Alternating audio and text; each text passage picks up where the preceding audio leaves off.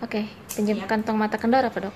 Kantung mata itu biasanya dipicu oleh adanya lemak, adanya lemak di bawah mata sehingga menimbulkan kenduran ya, kekenduran dari otot mata itu sendiri. Tapi bisa juga dia berisi cairan, sama sih, penumpukan dari cairan dan lemak itu bisa mengendurkan otot-otot di sekitar mata sehingga menimbulkan warna kehitaman sekitar mata. Itu disebut kantung mata.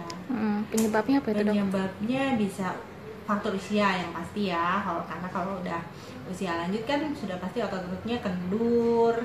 Terus itu adanya penyimpanan cairan, ada kurang tidur, sudah pasti kurang tidur.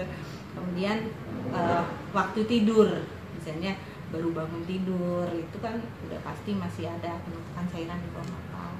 Kemudian alergi juga bisa, misalnya alergi bisa bikin bengkak bawah mata ya, sama keturunan. Bisa nyerang siapa aja nih dok?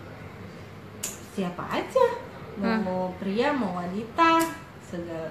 Tapi biasanya sih yang usianya lebih lanjut ya, dan lebih banyak sama perempuan.